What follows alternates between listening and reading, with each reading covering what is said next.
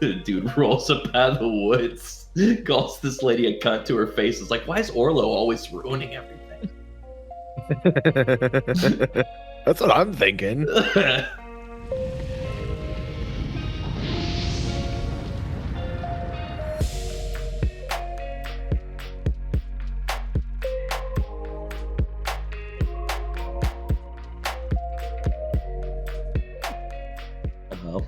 Aha! I do have hip and rope. So I'm going to kind of direct the guys, with their hands up at sword point, over toward Max. And I'm guessing that meanwhile there's still people coming down the road, these banner guys. Correct. So as you would, I wanted to understand the situation, what you were trying to do. So by the time you really start to get them kind of reined in, you would hear the sound of the hooves of the horse kind of approaching substantially more closely. Also, how long does your sword glow for? So it glows for 1 minute, and counting the rounds from last session, we are at 4. So with wrangling the guys and sort of orienting myself after combat, I would have about 30 seconds of light left. Okay, so by the time you would start to get them tied up, the light from your sword would fade, and the rider and the 4 guards that surround them would not approach Steve, but would be about 30 feet in front of where Steve and the cart are sitting on the road, and you guys are kind of just off a little bit in the wood line, the tree line, to the side of the road, and you can see that as they have gotten closer, they are not carrying torches, they're not carrying anything like that, but they seem to be very aware of where you are. They're looking directly at you. Can we see whether or not they are the same, suited the same way, armored the same way as what we just monstered? You would imagine so. It's hard to make out specific details, but it looks relatively the same in terms of armor. Do they smell the same? Yes, they would. Good call.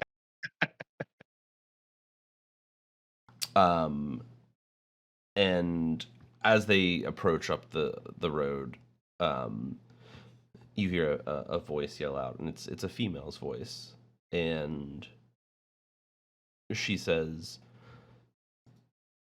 "Let them go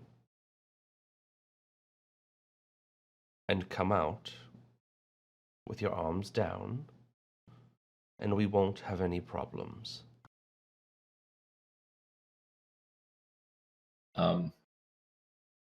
Roland's going to say, identify yourselves. You're the one who beset us on the road. You're the ones on my land. Like, anybody actually own land, man? Like, Emmerin's just like, no, I'm just kidding. Yeah, but we worked so hard to capture these two. You think we're just going to give them up? You will if you know what's good for you. What if we don't know what's good for us? BK, you don't happen to have those cards ready, do you? Yeah. I was going to say, that counts.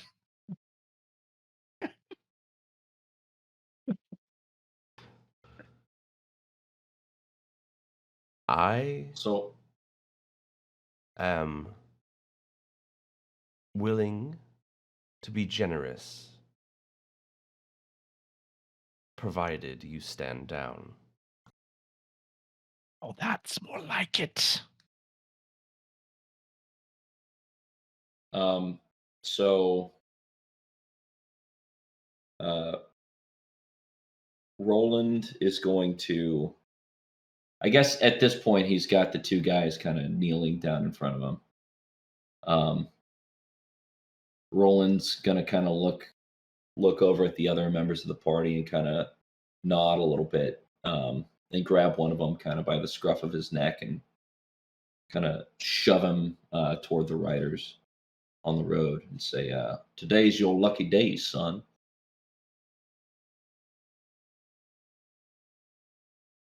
As you push them off, you're not holding onto the rope or anything of the like, are you? I would imagine. No, no. Roland's not playing any tricks like that, but he's not sheathing his sword either. He walks out in front of Max with a sword, like he's not in a guard or anything, but his weapons are out, and he walks up. The two archers run out towards the road, and they very noticeably give the rider quite a large berth. And as they're running past, they kind of like divert their eyes, and kind of it seems like they continuously keep like almost bowing as they're kind of passing her. Something wrong with them? Not yet.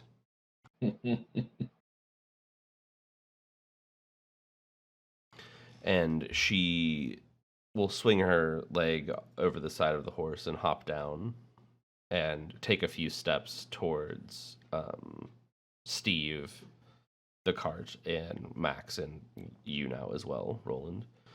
And the rest of you, are you still going to be kind of just keeping your distance out, like in the tree line, or? I'm gonna go stand next to Steve and make sure. Yeah, I'm Steve gonna is okay. follow. Okay. Just say Emmerin's gonna like take off into the woods, Okay. just as at a sight as he can get for now.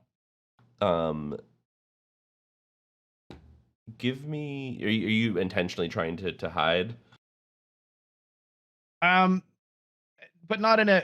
I won't say he like takes off in such a way that it looks threatening. He more or less just saunters off into the woods. Very well. When you gotta go, you gotta go. That counts.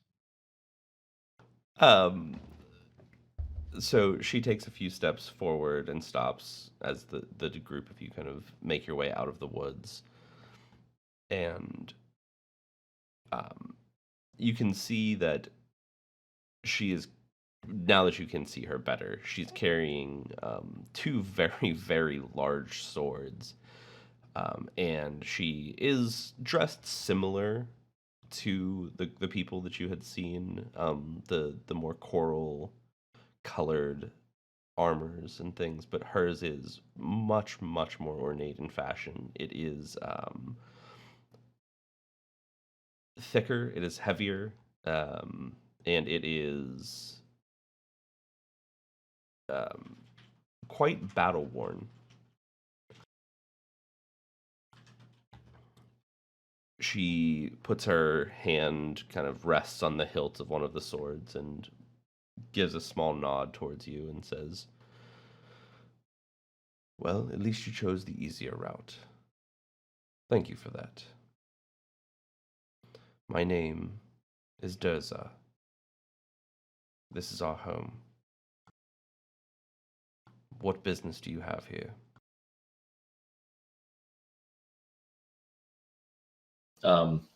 Roland's going to sheath his sword and lower his shield and bow slightly as he takes I guess he's kind of standing in the road. So Roland Baptiste Beauregard, Chevalier of the Order of the Fleur Blanc. I am seeking two of my brothers in arms who have come down this way. My compatriots here are traveling companions. Their business I am not entirely sure of. I can, however, vouch for them completely.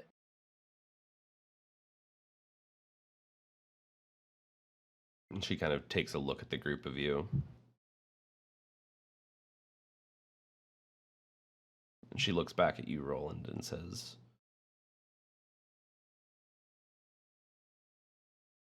"One dressed like you." Yes, ma'am. One dressed like me, you should have had a squire with him. Younger boy. Yes. They're here. Excellent. Maybe not for them. What has Michel gotten himself into now? I'm certain we can work out whatever misunderstanding is at play here. She kind of snaps back at you very aggressively. Be certain of nothing, knight. You don't belong in these lands. Emmerin's going to saunter out of the woods at this point, back in normal human attire. And goes, well, it seems to me we gave you quite the tossing when you came out for us, you bloody cunt. So why don't you treat the man with some fucking respect? Roland's gonna hold up his hand and say, "Now, we're just talking here." Look, the only one who fucking shit talks you is me. You'll have to excuse my friend. His blood is still hot from the combat, I am sure. I'm He certain. licks a little blood off the back of his hand from the whole splatter. His type are always hot when it comes to their blood.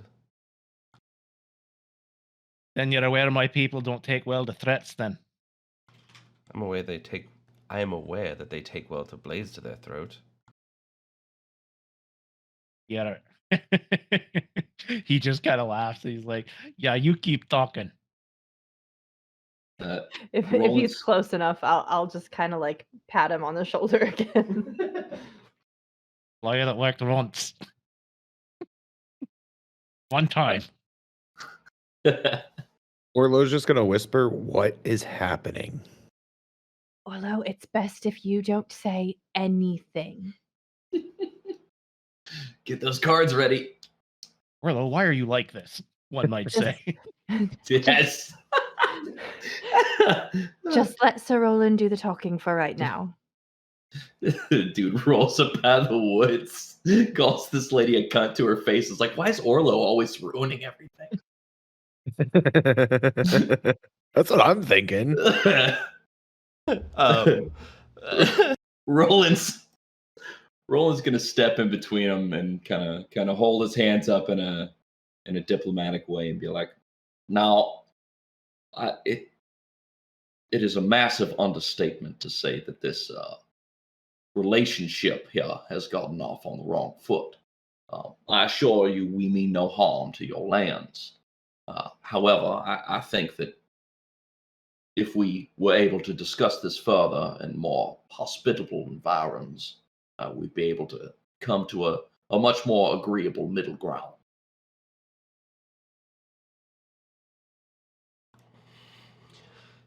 She pauses for a second and she takes a deep breath. She removes her hands from her sword on her side and kind of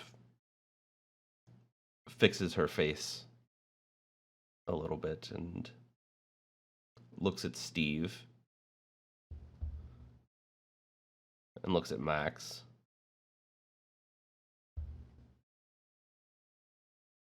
Just keep them close to you. They may disappear. My people like to eat them. And she just turns and gets back on the horse. Fucking eat Orlo? her before she eats Steve. Orlo, if she touches Steve, you attack. Oh yeah. Roland's gonna look to his friends and say, "Well, I have a very intensely horrible feeling about all of this." And then he's gonna pat Max on the side of the head and whisper to him, "You bite them first." And he's gonna hop on and follow. And I'll try to get Steve moving, assuming that he's finished with his corpse snack. And try to get him walking down the road with me to follow Sir Roland. Give me an animal handling check. Every time. I Nat never 20. learn. I feel it. I feel it in my bones. 19. Atta girl. Close enough. I'll give you the 1% differential. So Steve is kind of like just laying on top of this corpse, just ripping it and like just still ripping into it, and you see it like every now and then he'll just like rake his hand down and just blood and matter just kind of spreads across the rest of the road, and you reach down and he like looks up at you and he goes to snap, and then he sees that it's you and then just kind of stops. And he I presume that you wanted to like get him up and moving. Would you like to say to do that? I mean, I don't want to tell him to like heal or anything. That seems degrading. Um I'll just be like, "Come on, follow me. There'll be more later." And he kind of like snaps at the air a little bit and like lets out a I guess the like almost like a purring noise, and stands up and kind of shakes himself of all the dirt, and then just kind of starts walking down the road. Emmerin's gonna pick up the head and toss it to Steve. Ah, that is a good boy. And then Orlo is going to follow behind, rather timidly, slightly disturbed by everything he's just seen between the Roland decapitating people and picking up head and throwing it to Steve, and Laya telling Steve that there will be more corpses later. Things have escalated quickly in Orlo's head, and he's still processing. Very well. Deceptively normal Orlo. Like he doesn't want me to open any Pokemon packs. I swear to God. So Dur'Za gets up on the horse and she continues on her way back into the town. She presumes you're following her. She does not look back, nor does she care if you are or not. I follow her on Max. It takes about 20 more minutes for you guys to get back down this road, and as you're going through, if you remember, the terrain very quickly kind of jumps out down here, because most of this is relatively flat, and Sir Roland and Emmerin, both of you would be moderately familiar. Most of the land around here is beach or just flat land leading towards it. And the city itself is on mostly of what is an island, but it's in a large outcropping of mountains that are kind of pushed up and together off to the southern coast. So as you guys approach, you're heading just down most of this flat land, but you can see the moon as it kind of keeps cresting behind the peaks of the mountain. And as you keep winding your way through this path, at a certain point ahead of you, you just see this area open up, and it's very well lit. It's tons of torches, very large bonfires, and a massive gate that is made out of, at least from this distance, what it looks like bones or shells or things of that nature. It's Big the distinction there. Shadowlands. Bones or shells.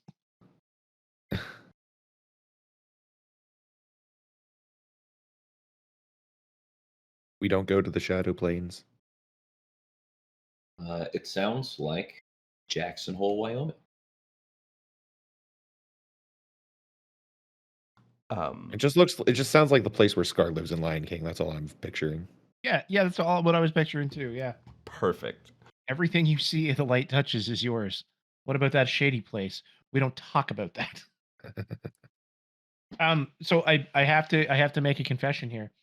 I don't remember why we're in Elmenhof. Was it because that was Uh, where the lady was from? Yes. Okay, right. By the That's lady, I mean hot tentacle mama. Sort of. Yes. Hmm. Mommy. Mommy, sorry. Don't you yuck his yum. Oh, I think she was just correcting her own yum. Yeah. It's cool. I'm on board. As you approach the gates, Dur'Za is still. She has stopped, dismounted, and is standing there waiting for you to approach. Can I have a moment here? I want to walk up to Roland while we're walking along. He's gonna kind of smirk to himself. Not very often you see a holy man with bloodlust quite like that. Well, they had it coming, didn't they? I couldn't agree more. He offers you a Also, fist bump. Roland looks and double checks to make sure that Dur'Za's not looking back, and then he fist bumps Emmerin. Ah, that's excellent. I thought we were gonna have a problem. What with the whole transformation thing? Well, strange times make for strange bedfellows, Emmerin. Could not agree more.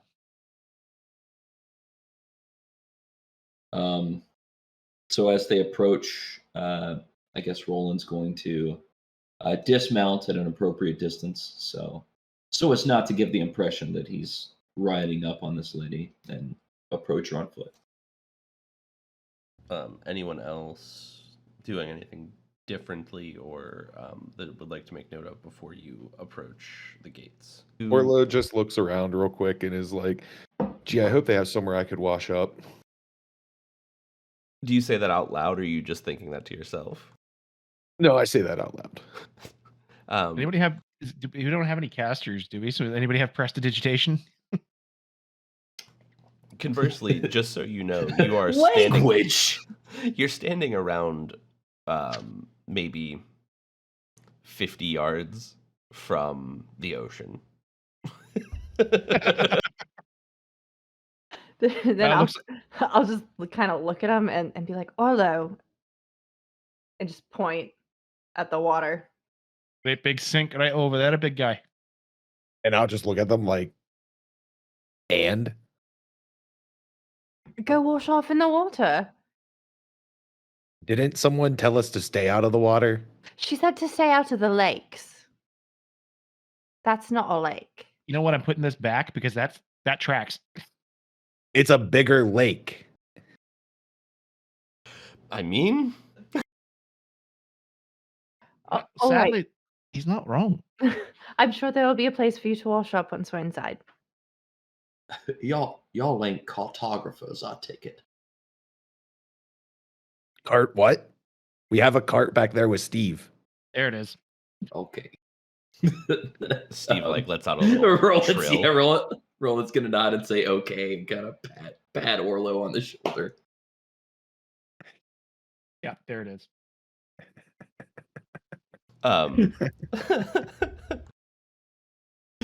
So as you approach the gate, you can see now that you're closer that it largely is made built out of the natural structure of the island itself, but reinforced by very, very large creatures' bones. And Dur'Za is standing there, and her arms are crossed, and she's just waiting for you. Just bantering back and forth with the guards standing watch at the gate. And she hears you behind her, and she turns around and looks. Well,